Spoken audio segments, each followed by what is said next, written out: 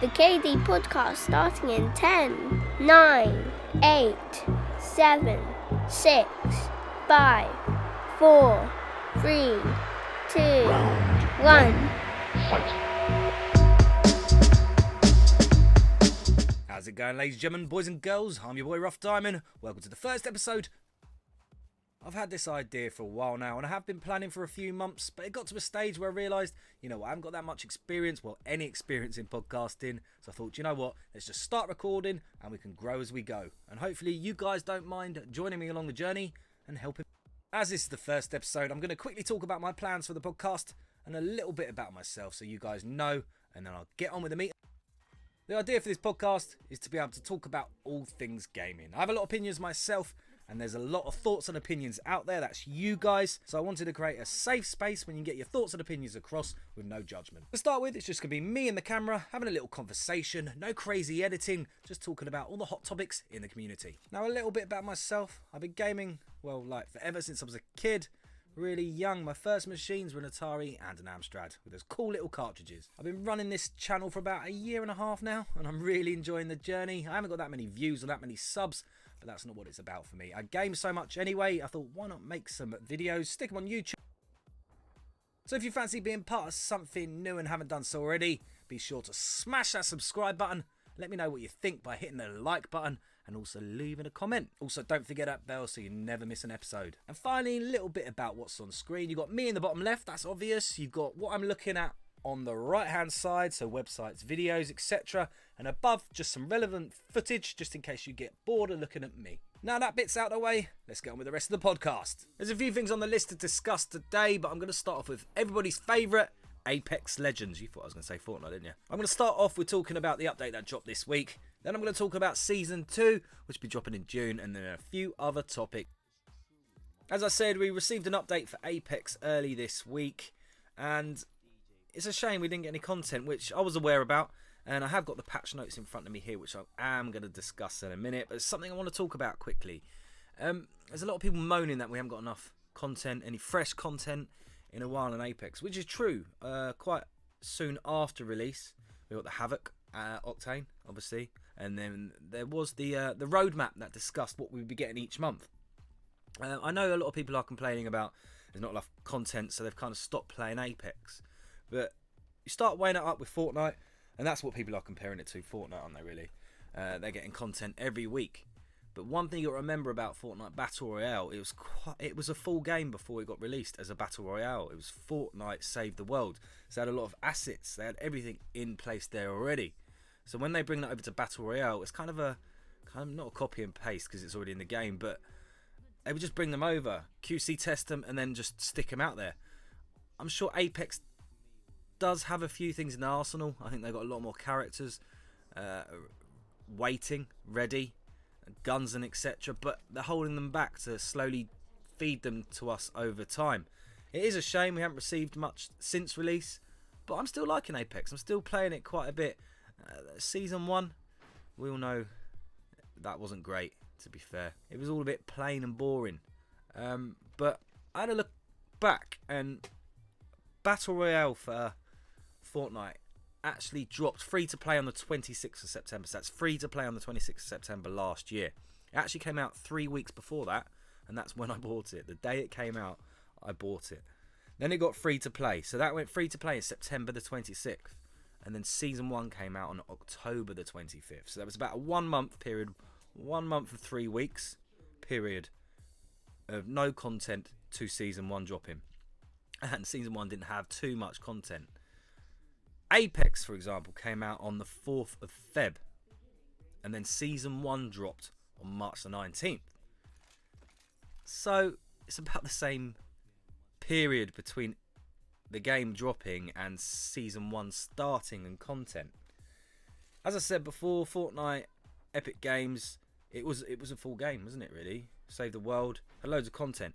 Apex, you could argue, Titanfall, and that's where the L-Star, which I'm going to be talking about in a bit, is coming over from, and they're going to bring assets from Titanfall game.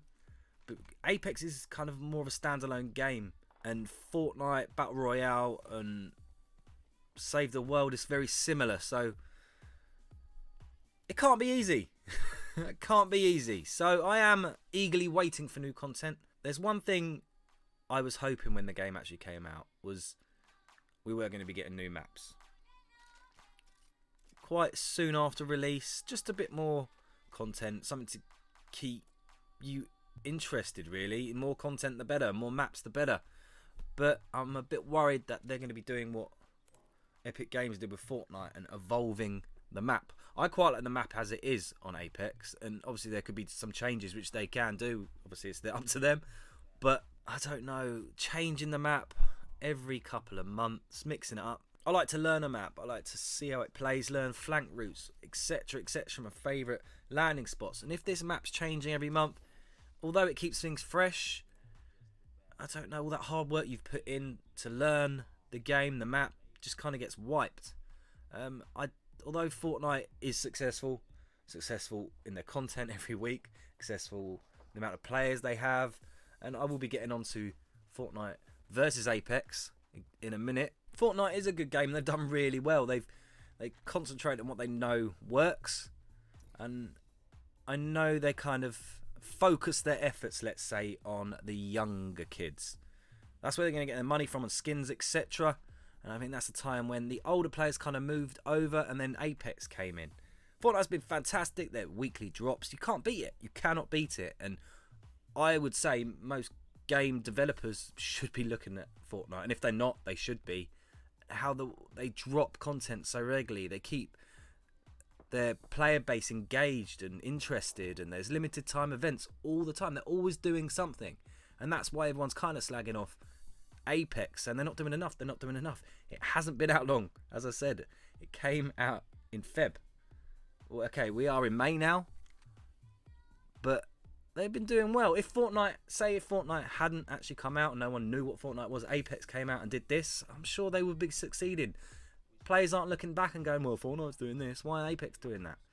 At the end of the day, I'm sure it takes time to make QC test things and get things out and ready to go. And obviously they don't want to give you as much content straight away, because then we'll probably get bored of that and then they won't have anything ready to put out. So hopefully we'll be getting quite a bit more content when Season 2 drops, but we'll have to wait and see. Right, let's go into these patch notes for the patch that dropped for Apex this week. So, audio fix and improvements. So, let me just read this anyway. One of the biggest issues to tackle was improving the audio performance to address issues reported of sounds dropping out, sounds missing for extended time, or distortion for a period of time. Blah, blah, blah, blah. We've also addressed some of the other mix issues with the game, including increasing the volume of close proximity enemy footsteps and lowering the overall volume of the game from the character selection screen to the end of the drop sequence. We'll continue to monitor mix issues, yada yada yada. Right, I always thought that was a bit of an issue, was the volume of the sound while picking a character to drop in. I had it with my friend the other day. I couldn't even hear what we were saying. I'm sure you've probably been in that situation before. We're having a discussion pre-game and you can't hear a thing because it's so loud. So they've calmed that down, and they have. I was playing yesterday and they definitely have. I like the work on the enemy footsteps. It's also, you probably get the same as me, or you're hiding, running, sneaking. You do a little movement, you can hear footsteps, and it's your footsteps, and it's easy to mistake that for enemies or vice versa, confuse yourself. So I'm happy about that. If you're a casual gamer, you play Apex once a week, these things don't really bother you. These are more for the people that play a lot and they hear these things. And obviously it's just to improve Respawn's game, isn't it? So performance. Okay, improved audio engine to be around 30% more CPU efficient. Okay, lessening the chance of distortion or dropouts. Quality of life, always good. Lowered impact on data loading through code and content changes to improve potential dropout issues. So that's performance as it says up there. Performance is always good to improve, but as I said, these things, they're not visual for us really, are they? You might notice it once in every 3 games, once every 5 games. But anyway, they're doing bits for the game. Hopefully, when it drops Season 2, we're going to be seeing a lot more. So lowered the master volume of all sounds during the character selection screens we discovered. lowered volumes of Wraith's Ambient Knife. I haven't even got that yet. A friend of mine started playing Apex a few months ago. I think he got it out of his first lot of Apex. Were they packs? Can't remember what they are. Yeah, he got it straight away. I haven't got it yet, and I've been playing since release. Anyways, leave it to that. Increase the volume of close proximity enemy footsteps for all legends. Increase the priority of enemy footsteps to ensure the sound plays even in heavy combat situations. Slightly lowered the volume of Pathfinder footsteps. Fixed missing or quiet dry fire, out of ammo triggered click sound, and low ammo the progressive change in sound. All quality of life. Increase the volume of the music that plays when winning a match. Can't be bad. Makes you feel like you've achieved something. Louder music. I'll be honest, I turn my music off usually in most games as soon as I get to the menus, just because it kind of bugs me. I think it started Call of Duty years ago, or maybe Battlefield, where you're playing with your mates and your mates go off to make a sandwich, get a drink, go toilet, whatever, and you're sitting in the menus for about 20 minutes and you just hear the same loop of music going over and over and over again. So I usually turn mine off. I didn't in Red Dead, just because the music the music really helps set the mood, set the scene. But in Apex, I found it a bit too much. It could it was just too much. It droned on me. Even though it adds atmosphere, especially when you're dropping that. But for me, I like to have it off. Okay, audio in training mission. I've done that training mission so many times.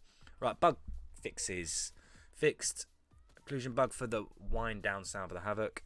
Fixed issues with automatic weapon fire sound occasionally getting stuck on. Repeating sound, that's the one I discussed earlier.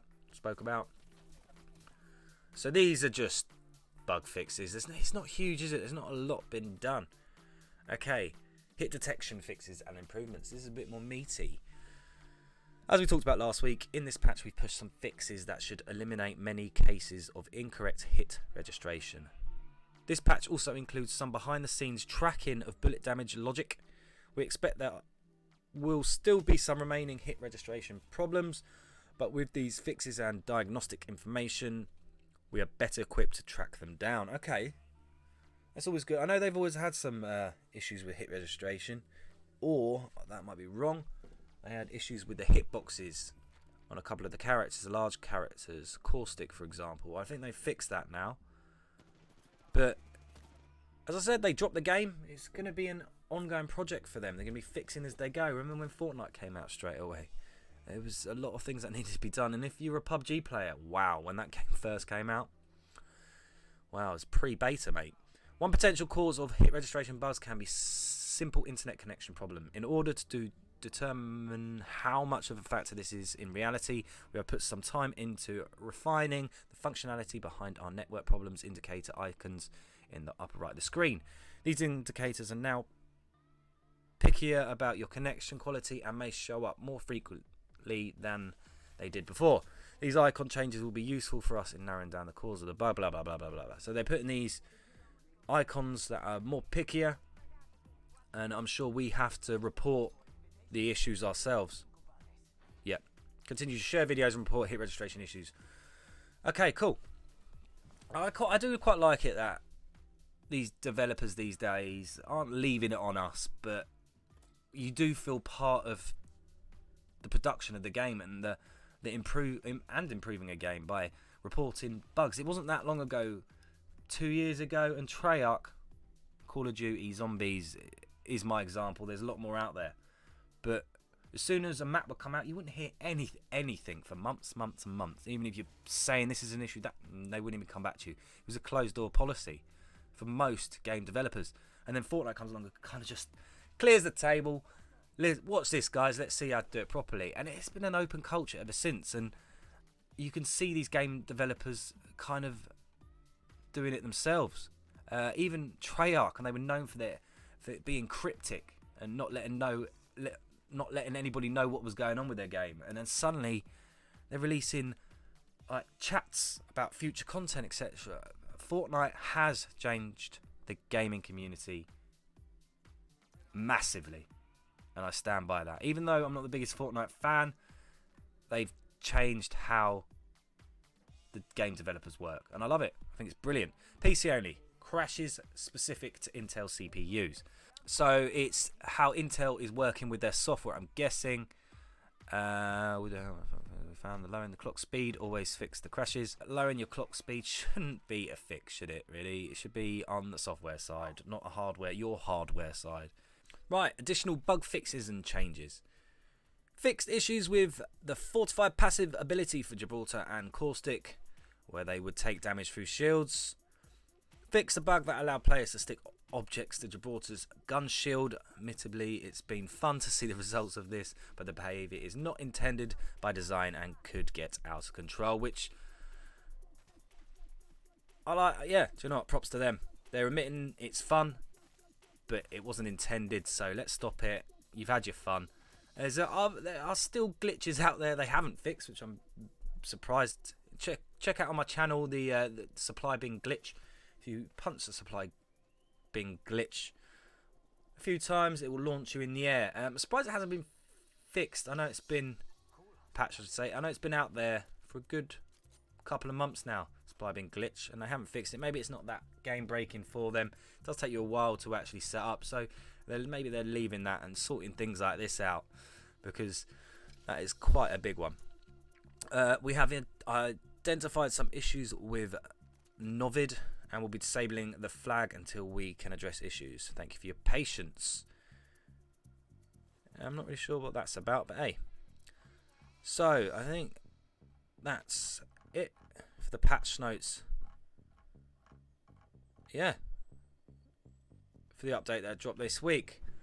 As I said, and as you can see, not much kind of changed. It's all quality of life and improvements and performance and improvements. Well, I suppose they've got to get the groundwork sorted first before they start throwing us content, but there's no denying we do need some content very soon. I am playing Apex nearly every day with friends, and I've got a lot of friends that didn't like the game initially, and they're playing it more and more now, and they're getting into it now, and I think the player base is getting pretty huge, but we definitely need some content soon. Right, next on the list for Apex, what have I got here? I'm going to look at this later. This is just their Reddit page. Some quite cool videos on there and stuff. We'll have a look at that in a minute. Okay, yes. Season 2, and when will it be dropping? EA confirmed when Apex Legends 2 Season 2 will be revealed. So you can see I'm going on all these websites here. I'm just searching, just going through, finding as much information as possible, and then breaking it down for you guys. You can do this yourself if you really want to, but I quite enjoy doing it. EA announced fans will be able to look forward to the reveal of Apex Legends Season 2 during E3 2019. Yeah, Season 1, which a lot of us are. So it's going to be announced at E3 at 2019. It's another conversation to have, but I know there's not that or as many developers going to E3 this year. Okay, Season 1 was met with a lot of excitement that quickly turned into disappointment across the player base, as many deemed that the Battle Pass was lackluster and there wasn't enough to keep players for after it was completed, which is true, and I don't think it's until after it was completed there was just nothing to keep players interested. You didn't get that much, let's say. Respawn promised to fix this going forward, and we'll be able to get our first look at these changes once Season 2 Battle Pass is unveiled. So E3, they're going to be doing a big reveal of content and Season 2 and content that's coming with it, and hopefully their future plans, because I'm sure they know that we're disappointed as it says here, lackluster, etc. But they must know we want more content. So hopefully they're going to be telling us good news. When is EA's conference at E3 2019? Fans will be able to tune into EA Play on June the 7th to receive all the information about Apex Legends and other EA published and developed titles. That'd be quite a cool thing to tune into. I know it used to be a few days EA Play, but now it's gone down to 1 day. Apex Legends was a surprise hit for the publisher after it launched, with no marketing outside of having a variety of streamers play it on the day, which is true. I think I was locked in. I kind of had an idea it was coming out a couple of days before, and I was locked into the live stream, and I was watching some of my favourite YouTubers, and as soon as it came out, I was downloading it, playing it. Okay, what can we expect with Season 2? Respawn promised to improve the Season 1 Battle Pass, the content possibly map changes. Good, I hope. For Season 2, we can expect a Battle Pass with more meaningful content. Blah, blah, blah, blah, blah. We all know this. Okay, this is just a conversation, really. I don't really want to be reading this. Okay, I'll read this, though, because map changes.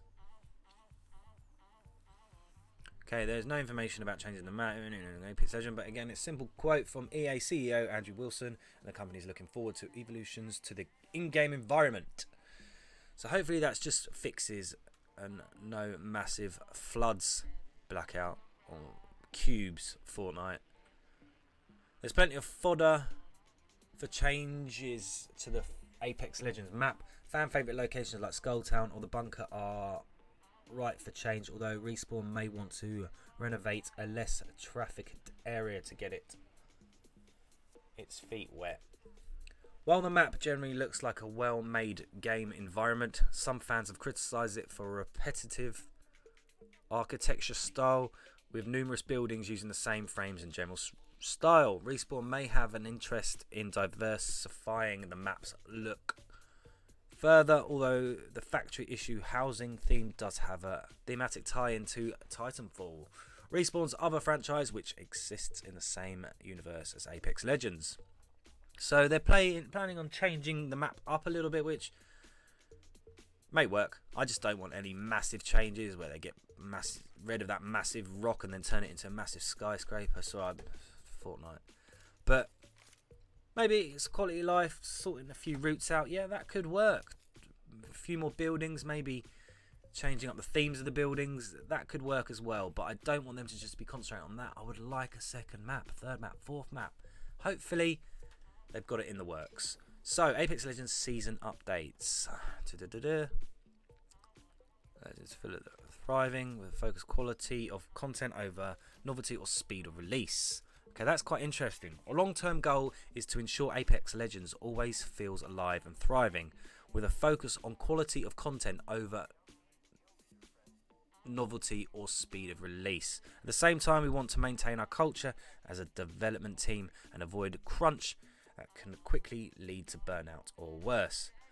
Crunch, if anybody's aware of this, is I think it's a studio term where devs start doing 14-hour days to get things pushed out, and as they say, burnt out or worse.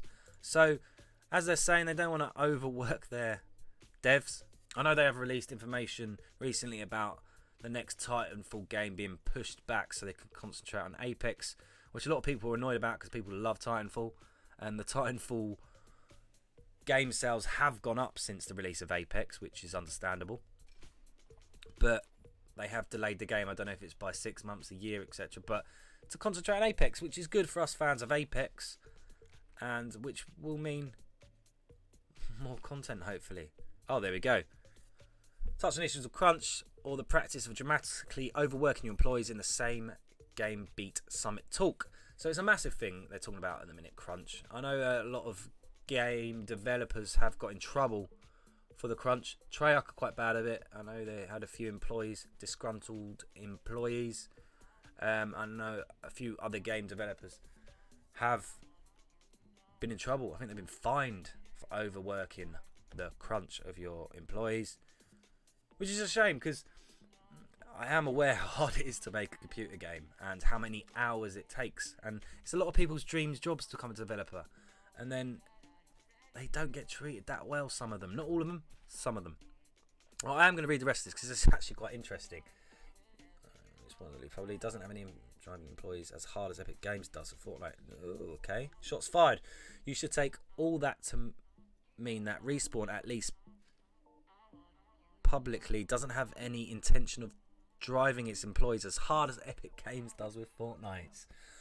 Ooh, okay. There must be a hard workflow at Epic Games because weekly updates, content always dropping, but then I suppose they do have the pocket to pay for those employees. So shots fired here.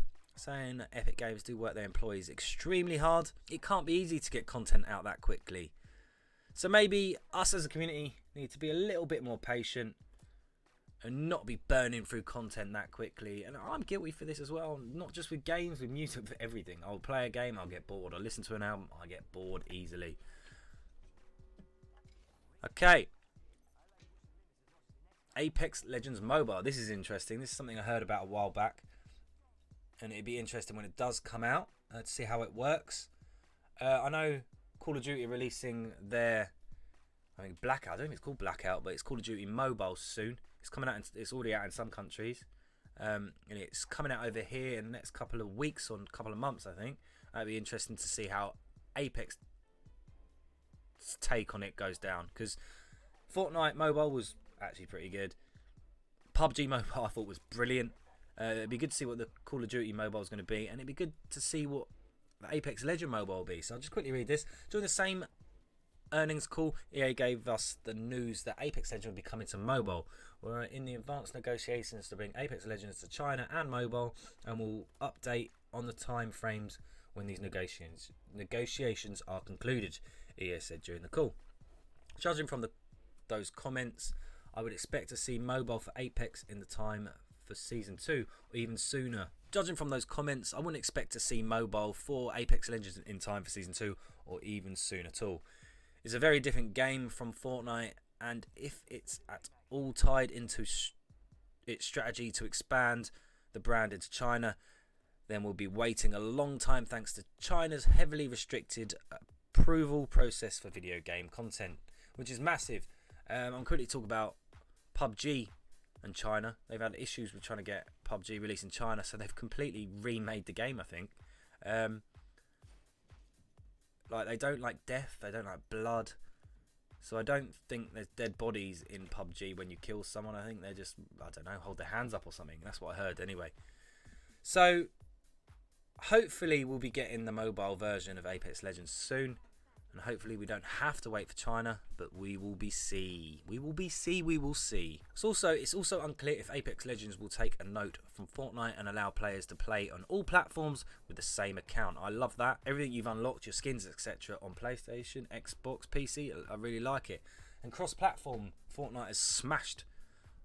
Apex would be great cross-platform. Maybe leave out PC, just because of the mouse keyboard issue.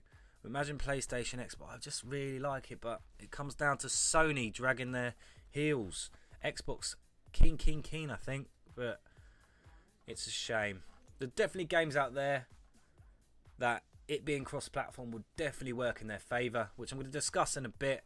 But Battlefield, Firestorm, for example, losing players. You wait in a queue maybe for about 10 minutes before even getting into a game. Imagine if they made it cross-platform, let PlayStation, Xbox play together. I mean, there's a lot more people playing there, wouldn't there? Then more people in the lobby, more people in the queues, less queuing time. But I don't know. We have to wait and see for that one. Okay, Respawn promise a better battle pass in Season 2. Okay, for Season 2, you can expect a battle pass with more meaningful content, the introduction of a new legend, the debut of a new weapon, and you didn't expect Kings Canyon to stay the same forever, did you? Okay, alright. Tease map changes, battle royale, new weapons. So we know the new weapon is the L-Star, which they're bringing over from the Titanfall game. So assault rifle, I think, well, I'm pretty sure it's assault rifle, and it takes energy ammo. Everyone's saying, well, why are you giving us another weapon that shoots energy ammo? Because the Havoc was the last gun to be released. I think it's pretty similar to the Havoc, but I think it might have an increased fire rate. Something's a little bit different. I think maybe greater damage, but lower fire rate. Something like that. I'm going to see if it's in here. No, I'm guessing there won't be that much information. I know there is some information about the damage, etc. for this gun out there, but I'm not going to show you because that's subject to change. And we don't know. I don't want to give you any false information. And the next thing that excites me a little bit more than the L-Star weapon is the new legend, Watson. I've actually made a video on Watson and other characters that are expected to be released for Apex, so please go and check that out if you haven't done so already. But Watson's been spoke about for a while. There's been leaks and rumours. Like Octane, there was leaks and rumours before he came out. But I know there isn't any definitive information out there about Watson, but we know his traps are to do with electric. Watson makes sense. I know his ultimate is called the Tesla trap. So it'd be interesting to see when that comes out. Okay, here we go. So these are existing characters we have here on the left hand side, and these are the leaked characters, the characters we should or might be getting. As I said, I made a video on these before, and it'd be interesting to see when they do come out, if they all do come out. So Watson's the one that'll be coming out next month, more than likely. Octane's been out, and then look at all these other. There's so many here. Okay, huge Apex Legends leak. All the names of the upcoming legends found through the Legends frame code, basically. Okay, a popular Apex streamer and former pro player Michael Shroud, I can't never say his surname, but Shroud has already apparently played Watson. He was invited by Respawn earlier in the year to test a selection of new weapons, new Legends weapons and features, as well as playing as Watson. He also tested out Octane before he eventually released in March. We don't specifically know Watson's skill set, but there's a good chance. Oh, it's a female. I thought it was a male. Chance that she could be electricity-based legend, which kind of is obvious. First, she's named Watson, not Watson. If that's not enough for you, according to the render leak, she has a lightning bolt on her arm. Okay, that's interesting. Obviously, take all these leaks with a pinch of salt. You don't know how true they are. And I'm not the biggest fan of leaks, but if the information's out there and it could get spoilt for me, I'm going to look into it. Okay. Tesla trap. Okay, data mine. Talking about data mining here. As I said, you can all look into this if you want to, but I'm not going to bore you. This leak suggested her ultimate is named the Tesla trap. Aligns with the previously leaked image. To reflect her playstyle, she might be okay. This is actually something I was going to touch on today. Not too long, too much, but it's quite interesting. They have been upping their banning game. Does that make sense? I think it makes sense. I'm going to use it anyway. Yeah, I know there's been a lot of hackers and people taking advantage, and they've been banning, which is good to hear. Fortnite had the issue. All games have the issue, especially when you get as big as this. You're going to get cheaters. I heard this interesting information that these people are making a lot of money on releasing these hacks that people can use, and it's quite lucrative for them. I know it happens a lot more in China than it does in the UK, but it's good to hear that Respawn will ban persistent piggyback cheats in Apex Legends. So cheaters, hackers, everything. So piggyback in is basically just jumping into a game and letting your teammates do the work and you get the XP. They're trying to ban that. I don't know how they're going to do it, but it's all here if you want to read into it. But it's good to know that they are up in their game on cheaters and banners and etc. But once again, we want content, don't we? We want content. But it makes the game a lot more solid and more enjoyable if there's less cheaters and hackers about, I guess. I just found this article, even though we've been through quite a bit of this information. So the love child of Electronic Arts and Respawn Entertainment hit an unbelievable 50 million players in just under a month. That's pretty interesting, isn't it, really? I saw something on this page that was interesting. They talk about the season pass, how much it costs, etc, etc, blah blah blah, which is all here if you want to see it, but you should kind of know that already. But a new legend will arrive before the start of season 2. Sony has dropped the ball on some upcoming content in Season 1 of Apex Legends. Not only will we be getting a brand new legend to play as in-game, but the team at Respawn Entertainment will be releasing a few new items. Octane and his adrenaline-fueled abilities have quickly made him a fan favourite. The description of Season 1 on the official Sony website reads as follows. 2 new characters will launch over the course of the season, but in the meantime, look out for a new weapon set to launch as the season progresses. Best of all, each new legend and weapon will launch within full set of cosmetics to unlock. It goes on to add 2 new items will be introduced during the season that will offer something new and innovative to the strategic mix.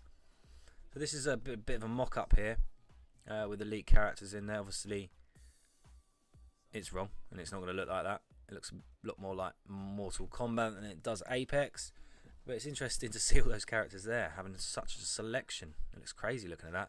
Data miners claimed to have discovered some of the new characters will be coming in the game, which we've already spoke about. This is the bit I wanted to talk about. Ride-able flying creatures might enter the game before Season 2 starts.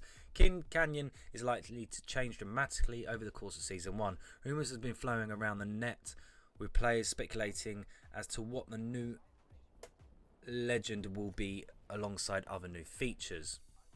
So this is a flyer from the original Titanfall game. Imagine that in Apex. I don't know how it would work. It'd be like a bus maybe, and it just drops you at certain locations. A Reddit user by the name of Frozen Fro designed, I can't read that, ongoing Apex launch. One of the snippets that was taken away from this is the fact that flyers from Titanfall 1 could be making an appearance later in the season. So that'd be interesting to see.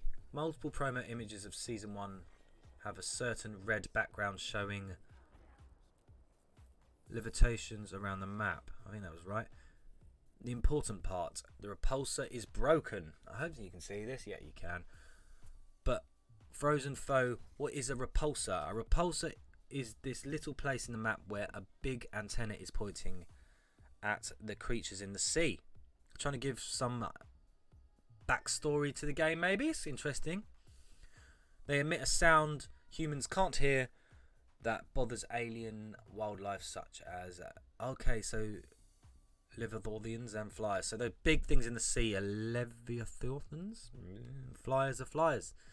Frozen Foe explains how the flyers will enter the season causing absolute mayhem. However, it is unclear whether the flyers will be hostile to players or just used as a gimmicky way to travel short distances across the map. Either way, it's going to seriously shake up the way we play Apex. It'd be interesting to see. Having some sort of, is that a vehicle? Could you call that a vehicle? Well, let's call it fast travel. Wherever, negotiating the map even faster than you can anyway. That's an issue I don't really find with Apex, is the introduction of vehicles. I think would be pointless. You can negotiate the map quite quickly and quite easily by combining yours and your teammates' abilities and etc.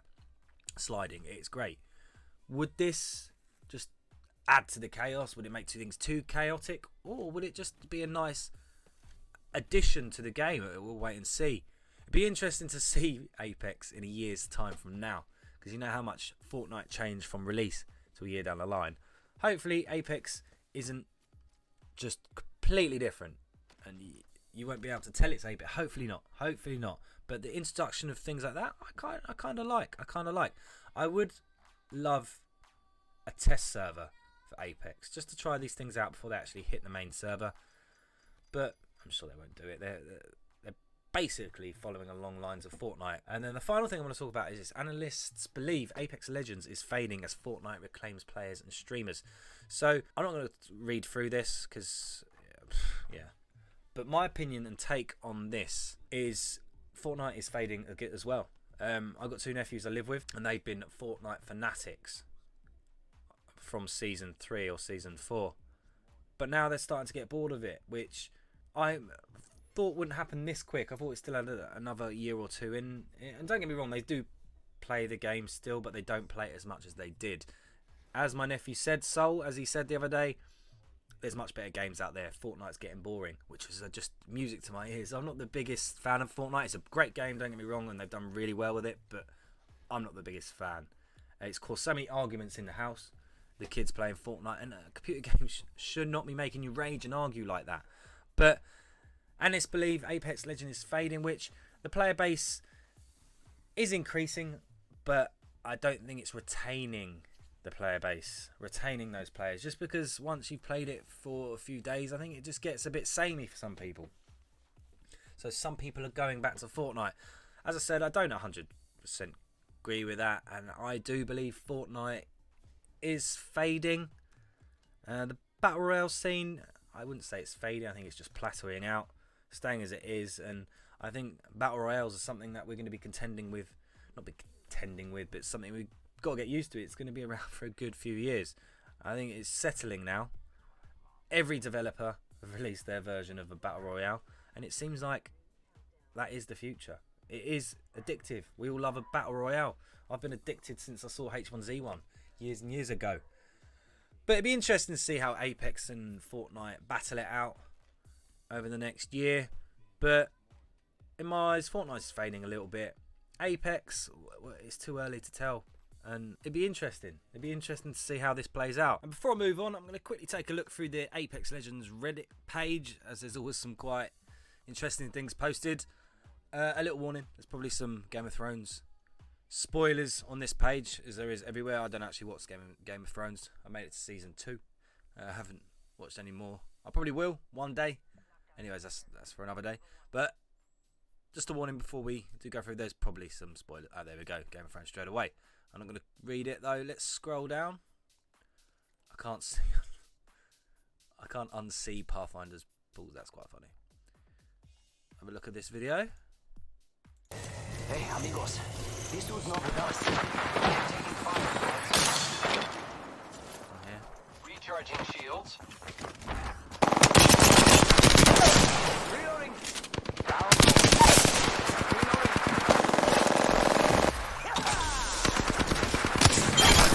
Reloading. Damn, son. This video makes it look so easy, doesn't it? Yep. I agree with that. Legend usage on popular stat tracker website, including kills and damage per second. Pathfinder, Ray, Flyfly, Octane, Bangalore, Budham, Mirage, Caustic, Gibraltar. It's no surprise. No, yeah, I'd say that's about right. My favourite character is definitely Octane, then Mirage, and then Wraith, and then Lifeline.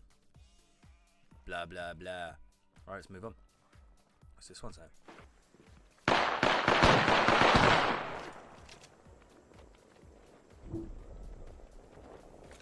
Quite a good sight, isn't he?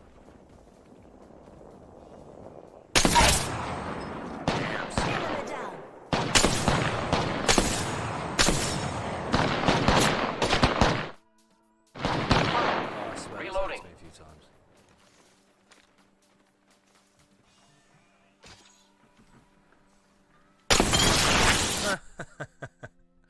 Cool. Well, I love the Kraber. I do, but I can never use it. 10 seconds. The ring is close.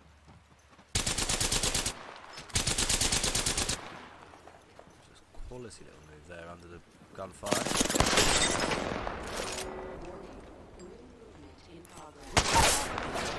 Marking our surroundings. Oh, damn, son. Win as well. I love the Kraber. You got to use dodge during advantage, there's no doubt. Boom. I wish my aiming was that good.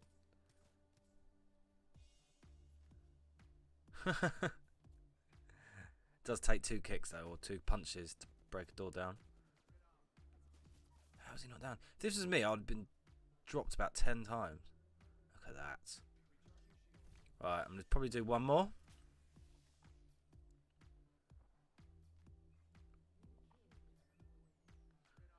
It's got the gold R301, which I've never seen. I've only ever seen the gold Peacekeeper twice.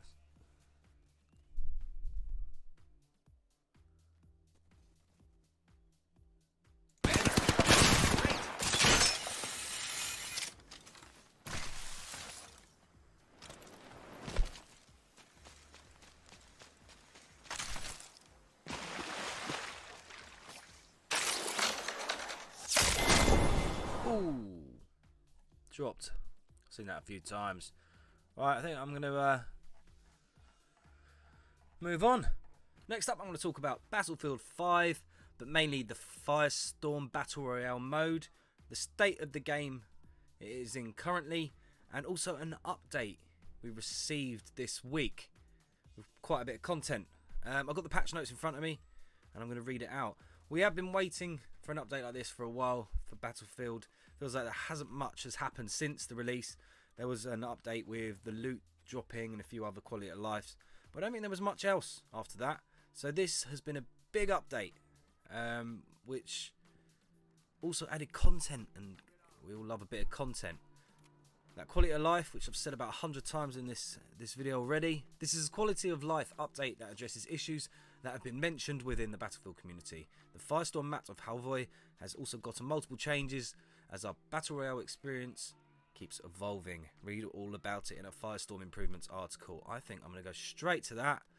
Yeah, boy. Skip out all the other stuff. New Halvoy points of interest and improvements coming to Firestorm. Points of interest, a gold tier weapon, and more added to Battlefield's 5 take on Battle Royale. I didn't know there was a new gold tier weapon added, which is quite cool. Right, things are happening on the massive Norwegian peninsula of Halvoy. Exciting things. Firestorm has been updated on the 23rd of May, and below you'll find what's been added to take on Battle Royale. 3 new landmarks. Right, so this was released before the drop. The update has happened. I've actually played it. I didn't really see too many changes, but I quickly jumped in when I woke up today. I'm going to have another game later, but we'll read through, see what happens. Fighting foes and fleeing from flames. You may come across 3 Firestorm locations you haven't seen before: watchtowers, the Blue Forest, and the excavation site. So this has got to be the Blue Forest. Cool. So they are adding extra points of interest on the map, which I thought they would do, because you got to be honest, the map is pretty bare and there aren't many huge landmarks that stand out or draw you to them. So it'd be good to get some extra bits, but as I said on Apex earlier, I don't want them to just be evolving the current map. I would like a new map. I know there has been rumours of a new map coming, but they might look at Fortnite and go, well, this is, they've done it, that's worked, let's just do what they do. Content always works, it's what we want, but we'll wait and see, time will tell. 3 tall concrete watchtowers have been constructed along the southwest coastline between Baldur's Point and Gadreiros. Sorry about my pronunciation, probably butchered it.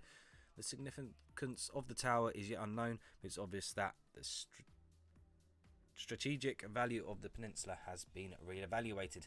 So they're looking at the map, they're re-evaluating it, making changes, making it smoother to play, I guess, which I am definitely going to go and check this out in my next game.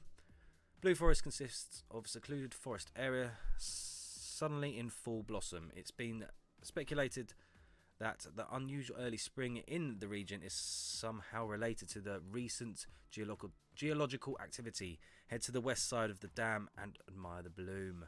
Check that out. Excavation site contains a large area that unexpectedly appeared on Halvoy.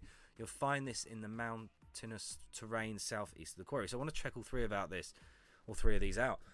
But alarm bells start to ring here. They're giving the map some backstory. We've seen that obviously with the solstice thing around the map. Things around the map, I should say. There's a few signs and, you know, those burn circles with loot and the solstice antenna in the middle. They're building some sort of backstory, and you can see that from here. But the reason I said alarm bell ring is because that means the map might change. This is what Fortnite did. This is the cube. I don't know what that was about. I stopped playing it way before then, but the cube, and then this and that and this happening. So they're giving it backstory. So you can imagine, maybe just for an example, they said geological activity. Imagine lava. Ding ding ding sounds a bit like Fortnite, but imagine lava maybe. I don't know. It's got to obviously be more true to life than Fortnite, but they're starting to say these sort of things, and well, we will see. As I said, time will tell. The treasure locations and many more can be explored on the interactive map, the Firestorm page. I am going to open that page. I didn't know they had an interactive map on their own website. I knew there was other websites out there, but they're really useful to use the interactable maps, especially when playing a game like Battlefield, choosing a landing location, knowing when buildings are around you. and knowing where vehicles, helicopters, I don't really use helicopters, but high tier loot is, it's all on there. So it's definitely worth using or having open on your phone, your tablet, your computer, whatever, when you're gaming. That's what I do. Use gold tier weapons to be the last squad standing. Even more powerful loot is coming too. The Firestorm update contains the mode's first weapon of the gold tier, the highest rarity level following common, rare and epic. Nicknamed the elephant gun, I did know about this. The gold tier weapon is in question is the boys AT rifle. It has some serious stopping power and will give players the means to attack enemy vehicles, look through safes, lockers and supply drops, and you may find it. Gameplay and various fixes. We made multiple fixes under the hood as well. These will slightly tweak some game rules and iron out technical wrinkles of various sizes. Clipping issues, floating objects and other minor graphical artifacts have been fixed. I made a video, I thought it was a bit game breaking, and I called it the butterfly effect. Maybe that's a bit weird, but it gave some enemy characters this huge butterfly wings. It's a graphical glitch, but check it out, it's on my channel. I definitely made that one. It's only about a minute long, but it was quite interesting to see. I've seen it twice since, but as I said, it's not been every character. As detailed in the community broadcast, we've adjusted the lighting to make soldiers to make a bit more soldiers. Lighting for soldiers to make them a bit more visible when in dark areas. Previously, artillery strike shells were a bit too dangerous, hurting you, despite that the mini-map's threat area assured you safety. We fixed this. Finally, you'll now earn score when a squad mate downs, kills or squad wipes enemies. Okay, that's cool. On the same topic, we've increased the score earned when survived long enough or emerge victorious in a Firestorm match. So I know you get a lot more points now if you win a solo match than you do a duos and a squads, which makes sense. Who would have thought it? A solos match is a lot harder than a duos and a squads. Sorry, too much blackout. Hungry for more details? Head to the update notes summary article for specifics. As you can drop into the background, have I any improvements? Right, I'm going to go back to the previous page. I think I've already got it open here because there's a few things I want to talk about on here as well. Even though this is just kind of the big umbrella of Battlefield 5, there's some improvements to weapons, etc, etc, which I'm not really going to talk about that too much. Scanning through, as you can see, there's quite a lot of improvements happened to Firestorm. Lighting, which is a big one, makes players stand out a lot, they said in the line. Manual leaning, this is the one I'm quite interested about. Me and my friend were talking about leaning the other day in games. Dan Tegar, he plays a lot of Rainbow Six and automatic leaning in that, and we had a little discussion about leaning in this, in PUBG, etc. And then I said, yeah, they kind of do it in Battlefield, but you have to use objects on the map. And then a week later, they've introduced manual leaning. Okay, I want to talk about it. Read it. Now, leaning is a feature that already exists in Battlefield 5 using the auto leaning system. With this update, we are introducing manual leaning, which allows players to have more control over leaning and use this feature in more cases than what the auto leaning system allows. Manual leaning is only available when aiming down sights. Moving while leaning is 50% slower. It is not possible to use a bipod when manual leaning. Players can decide if leaning should be a toggle or a hold option controls. Okay, so note that is also recommended to unassign active strafe to lean while zooming. When using manual leaning, using L3 and R3 is recommended on console. So obviously this is under the umbrella, as I said, of the whole of Battlefield, but this is going to be introduced, well, it is introduced into Firestorm. I need to check this out and I need to go to the settings, have a little look around, kind of play with it, but this is what they're suggesting on console. I always mention this in little tips and tricks videos, is that not everyone is the same, especially when it comes to sensitivity and ADS sensitivity, all of that. We're all completely different, so you got to kind of work it to your level. I'm quite slow at aiming, and I've always had my sensitivity quite low, and people was like, why have you got it so low? I always have the intention of bringing it up, and I kind of never do, but I'm always quite low, always below half, one and above, and it is kind of a rule, not a rule. It's known that the faster sensitivity, the quicker you're aiming. But at the minute, I don't really have too much of an issue. Maybe if I did up my aiming, I'll get better scores. Maybe something I need to try. No, I definitely should try. I might even give it a go tonight when I play a little bit of Apex. Right, let's get on with this. Other soldier changes. Right, I'm not going to read through that. You can if you want. Okay, that one was quite interesting. Improve soldier stability on slopes. Players will now slide less often when terrain becomes a bit steeper. That's good. Just ragdolls, quality of life maps. Remove the placeholder box from the practice range. I haven't even used the practice range. I don't think I've even played the full game. I played the beta when it came out. I haven't played any multiplayer. Considering I'm a huge Battlefield fan, have been since the beginning. I think I've only not played 1 or 2, but I'm a massive Bad Company fan if you don't know from my videos already. So I've already made a video on Bad Company 3 coming next, and it's kind of rumoured to come next anyway. But I haven't really played Battlefield 5. We played Battlefield 1, played that to death, and then kind of got bored. I think they failed a little bit with the DLC season. We're used to a DLC season over a year, releasing every 3 months. And months, I keep saying that, months. But it didn't happen on Battlefield 5. They spread it over about a year and a half, and we just got bored. And then without having the variety of weapons like you do in a modern day shooter, and the attachments, and being able to put a red dot or a night viz on any type of weapon, the variety just kept you playing. So hopefully Bad Company 3 will be on its way and be a little bit more up to date and have a bit more variety than the previous 2 have. Okay. Firestorm fixed multiple clipping issues. Fixed an issue where players some cases could get disconnected from the server. Firestorm artillery strike shells. Yep. Combined arms. The squad leader will no longer get stuck in the menu when attempting to repeat a mission if the squad member has left the game. Combined arms. The outro cinematic is no longer affected by bullets and explosions. Okay, I know they've updated the V for victory. I think that was done a while back. Player feedback. Right, cool. That's the patch notes for the update we received this week. So there's quite a bit there. I'm actually looking forward to jumping in now. As I said, I did jump in, but didn't really notice much. Jump in now and know where the locations are. I just wanted to quickly talk about this. Firestorm is losing duos mode due to the lack of interest. It's true. There has been a lack of interest in Firestorm. I think a lot of people played it when it came out, and then they just didn't play it again. The reason I don't really play it as much is because my friends don't have it. And I didn't even get to try out the duos mode.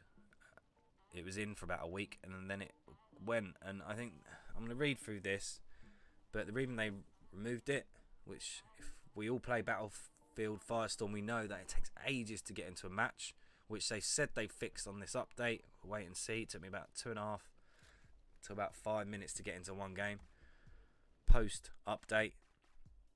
But I suppose duos was a limited time mode in April, so they might put it back. But what they're saying is if they've got 3 modes running alongside each other, the servers are going to be more empty and it's going to take longer to queue. One fix to this would be amazing, would be to make it cross-platform. So PlayStation, Xbox, not PC, because I think that'd be a bit ridiculous with aiming with a mouse and keyboard. But with Xbox and PlayStation, would that up the amount of people playing? Well, those people are playing anyway, but satisfaction for players. Less waiting time to get in a match, and if you do die in a match, then you have to wait 10 minutes to get into another one. People are just going to switch off and go to another game. I'm sure you agree. So it has been taken out, duos mode, and it is a shame. Firestorm mode has been officially removed from DICE. In the Reddit thread originally posted with VG24, DICE community manager Freeman explained that the mode failed to consistently draw enough players who instead preferred solos or squads. Duos was originally launched as a limited time mode in April and was subsequently removed not long after. According to Freeman, enough players voiced their interest in Duos mode for DICE to implement it as a permanent mode. Since then, we've seen more folks jump back into squad mode, with less preferring to Firestorm it up in Duos. So we're going to get it back to the original plan today, and we've disabled its matchmaking, Freeman wrote. All solos and squads modes still available. Same as they were at the launch of Battlefield 5 Firestorm mode. Will Duos mode return? We never say never. We're confident that we'll see it again, Freeman says. We're going to look at ways to ensure that you all have the opportunity to enjoy these modes after their initial availability without compromising the matchmaking experience for players who prefer to stay with the base game modes Freeman added. I only really play the duos if I have my friend playing with me, and it's a shame I didn't get to try it out because the people that did play it said it was good fun. But I get what they're doing and the reasons for, but it'd be nice to get the mode back. But before then, they need to get this mode more popular again by adding stuff, limited time modes. Obviously, it's quite a new game still. March it came out, wasn't it? And it is building slowly, and I think it will build and become a good game. It's going to be about a good year though before that happens, I reckon myself. But look at all the other battle royales. They weren't massively full games when they came out, were they? They all had to grow and build their fan base as they go. The other issue with this game, which a lot of people have been speaking about, is it not being a standalone game, it not being free, and it trying to compete with Apex and Fortnite, which is true. I don't know if they're expecting to get a lot of new players. I thought they were competing with PUBG because that's very similar to this. That's what I think anyway, compared to Fortnite and Apex. But a lot of people are comparing it to Apex. It must be hard to release a game that's paid and expect people to pay for a game and play it if there's other games out there that are free and their mates are playing. I picked Battlefield 5 up for a reasonable price. And I was quite happy with the price, but I wouldn't be paying full price. It's a shame. It would have been nice if the game mode was free, and I really think there would have been a hell of a lot more players if it was free. And you can't really contend with a game like Fortnite or Apex if they're releasing a game for free, content's all free, and then you have to pay for Battlefield 5 base game to get Firestorm. Maybe Firestorm might go free in the future. That'd be interesting to see, and hopefully their player base will build after that. And I'm hoping, because I really enjoyed the game. There's a lot of things that happen in Firestorm that you wouldn't get in any other battle royale. There isn't that many explosions in other battle royales. Fortnite, there are a few RPGs and grenades, but it's all cartoony explosives, let's say. But there's airstrikes, there's V1 rockets, there's loads of stuff that explodes, and buildings fall down, and that Firestorm, and it comes in. If you haven't had a go at Firestorm, you've really got to try. Land near the zone and see that fire chasing you. You're doing some loot and you can hear it. You can see these little fireballs flying out. It's a good game. It's very emerging. You can really get into it, but I will warn you, it's not easy. And that's why I think a lot of people aren't playing it. They probably jumped on it, realised actually it's quite tough. The barrier of learning the game is quite high, so you have to play for quite a few hours before you get quite good at the game. If that's in place, I'm going to go back to Apex. I'm going to go back to Fortnite. I already know that game. I'm quite good at it. Why would I start learning a new game that not many other people are playing? And I have to pay X amount of money for it. I get it. But as I said, it's a good game. It's a good game. And it'd be good to see, hopefully, what it might turn into. Fingers crossed for another map as well. Also, one interesting video I saw recently by Jap Frags, I think. That's the idea of having a dinosaur mode in Battlefield 5. Riding dinosaurs, taking out dinosaurs, I don't know. But the rumours are out there. If you want to go and have a look at that video, it's great. Definitely go and check it out. It's quite interesting. But I don't see why Battlefield wouldn't do something like that. It's something different. It mixes it up a bit, doesn't it, really? They're probably getting a lot of hate. Why would you get dinosaurs in? But I think it'd be quite fun. Battlefield's always been quite innovative. I remember years ago playing with my best mate, sitting up in the mountains with spawn beacons. These massive maps, when all that was out there at the time was those tiny little maps on Call of Duty. They've always been pushing the barriers. Jets flying around. Imagine that. 10 years ago, thinking about flying around in jets like you can now. It's crazy. So a dinosaur mode, I think, could be quite interesting. Couple that with what I was just saying and what they've put on the update, backstory, talking about volcanoes maybe. Who knows? A dinosaur was frozen somewhere and the ground shaked and cracked him and he came alive, and then all these dinosaurs. I don't know, it could be interesting. It could be quite fun. Battlefield is a fun game. Why not make it so serious? Let's mix it up here. I don't know. Be interesting to see, but go and check out that video if you haven't done already. Right, let's move on. And the final thing I want to quickly touch on today is the TFUE and Faze situation, just because I find the whole thing quite interesting. I'm going to start off with my opinion on the whole situation, then I'm going to go for this article that's on screen now because it's quite interesting, and then there's one final thing I want to say on the situation. I made notes on this, so I'm just going to read it off just to make it a bit easier. There's no denying TFUE blew up because of Faze, literally overnight. As soon as he signed that contract, he went from about 150 viewers on Twitch to over thousands overnight. Would he have blown up if he hadn't signed for Faze? Who knows? Who can tell? He's a great Fortnite player, one of the best, but I'm sure there's even better out there who haven't been signed. It comes down to who you know and who you meet. He obviously signed the contract when he was pretty small, which I'm sure other new Faze members are on. And I'm sure the contract isn't great, but you can't give them a crazy deal straight away, straight out the gate, can you? He outgrew the contract pretty quickly, and as Faze saying, they tried to renegotiate, but TFUE just wanted out. The contract does state Faze could take 80% if they wanted. They haven't, but they could just turn around one day and just take 80% because it's in the contract, and that's what TFUE was using for an excuse to sue. Also, I agree that some of the kids are being taken advantage of by some of these large orgs, and TFUE is trying to make a stand and raise awareness of this, but it just seems TFUE is using this as an excuse to get out of the contract, and it just seems blatantly obvious to me. Whatever happens now, TFUE can't go back to Faze, and he has to be released, which is kind of true. Why would they let him in? He's said so many bad things, and it wouldn't be a comfortable working environment really if he went back in. Long and short of it, TFUE wanted out of Faze to start his own org, used the contract as an excuse even though Faze tried to renegotiate. There's no denying some of these professional gamers are on a lot of money, and these large companies want in and will take advantage if they can. I do believe somebody needs to make a stand, but doing it how TFUE did was just wrong all round in my opinion. Although at the end of the day it is business and money changes people, but don't forget where you come from and how you got there.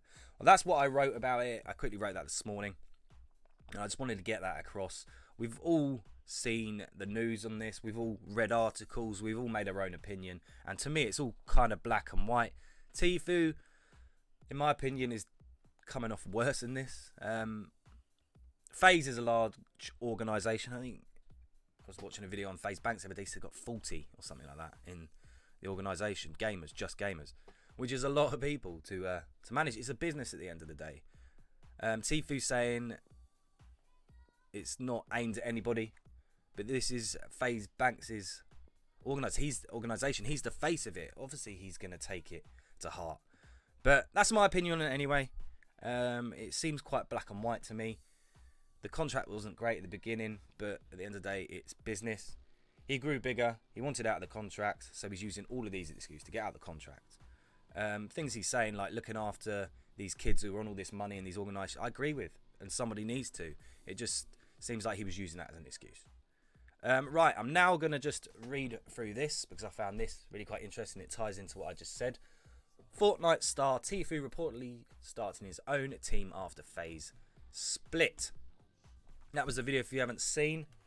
That's him there. He was in the Hollywood Hills. I'm not sure if that's the Faze mansion in the back, but it was a 2-minute video. Wasn't great. Didn't make him look great, if I'm honest.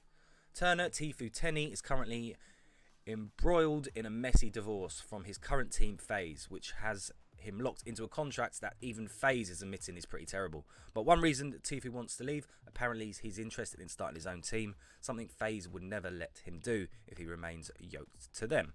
The info comes from drama overlord Keemstar, who got it from TFUE's brother Jack Tenney.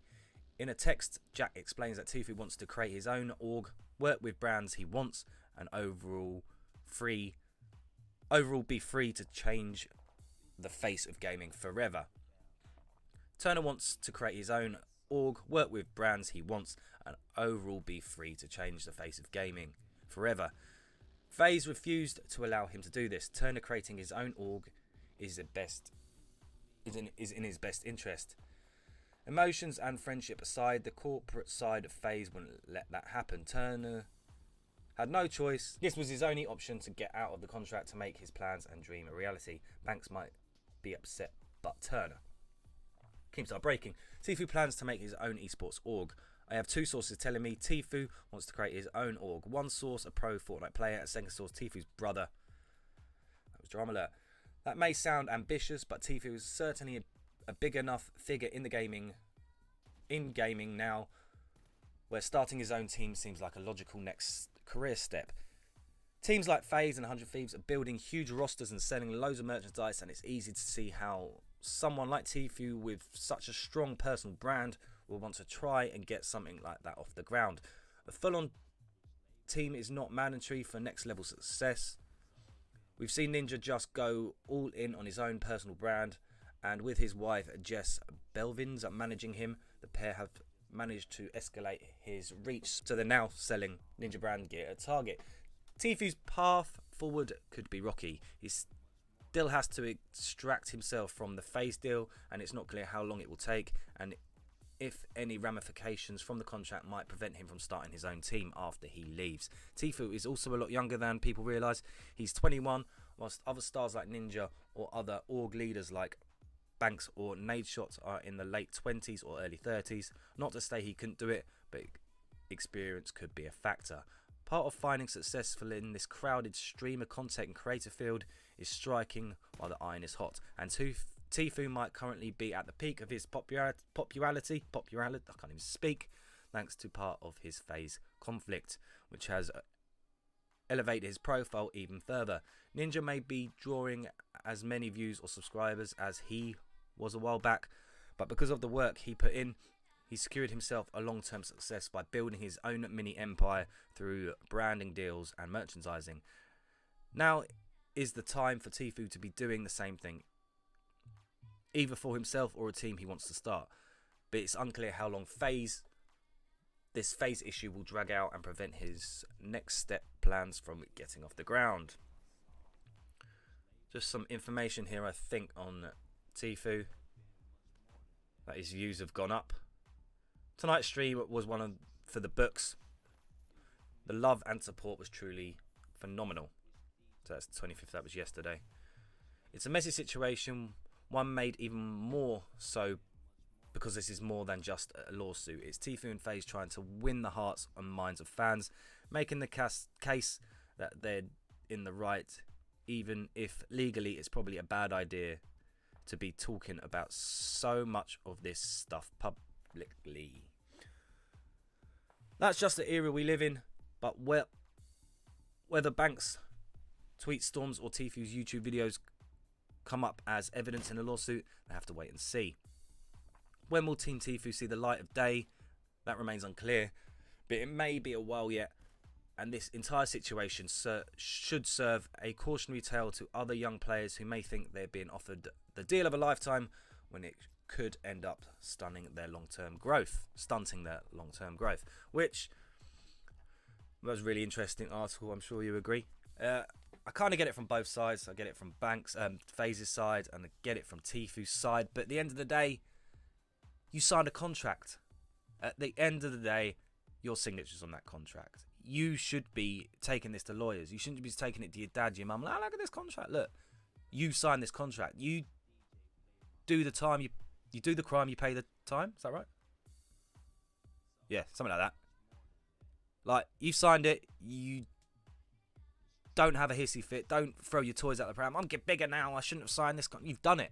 Okay, there are ways out of contracts and looking into that, but kind of doing it like this, going against the people that help you grow, maybe think you're bigger than them, you're better than them, and then starting up a rival org. I don't think Faze, if they let him out of the contract, they're not going to let him start an org, a competitive org. Are they really? So it'll be interesting to see how this goes. I'm not on any side. I think it's all about, at the end of the day, business. And really, this sort of stuff hasn't really been done before. It's kind of new. Gaming's on the up. Money's been pumped in. Gamers are getting loads of money. But it is saturated with so many gamers. And that's what I want to move on to next. But my final thought on this situation is, we're going to have to wait and see how this pans out. We probably won't hear anything, and then suddenly overnight it's been sorted. But the way I think it's going to go is TFUE's going to be released from the contract but he won't be able to start an org for a few years. That's my opinion on it. Right, and the final thing I just wanted to say on this whole situation was the bit that stood out for me the most was at the beginning when Banks admitted how much TFUE was earning monthly. Multiple millions a month. That's a hell of a lot of money. Scares me a bit. Although my nephew doesn't play Fortnite as much anymore, which I mentioned earlier, he said to me a few weeks ago he wants to become a pro Fortnite player. There's nothing wrong with having dreams and big dreams. But when I was his age, I was thinking about becoming an astronaut or a weatherman or a fireman. And my friends had all other plans to do this, to become this.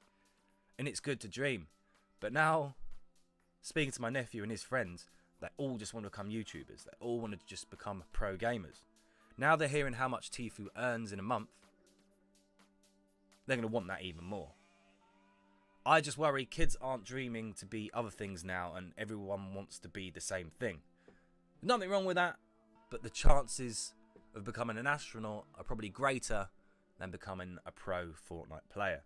It just worries me, and maybe in 10 years time we're going to look back and none of these kids are going to have any ambitions because they weren't really driving for anything. All they wanted to become is a YouTube star or a gamer, and then they get to the age of 16 and they haven't really pushed for any other goals. And I just feel like we won't be realising how much effect this is taking on our kids for another 5 to 10 years.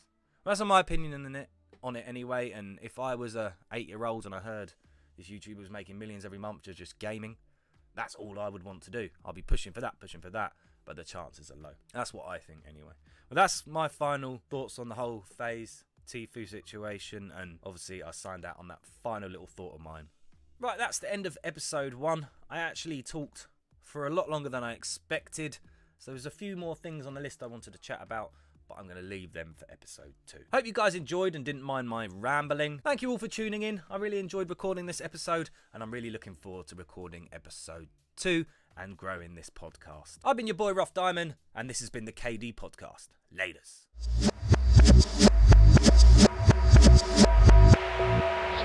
Now a little bit that might be deep here too.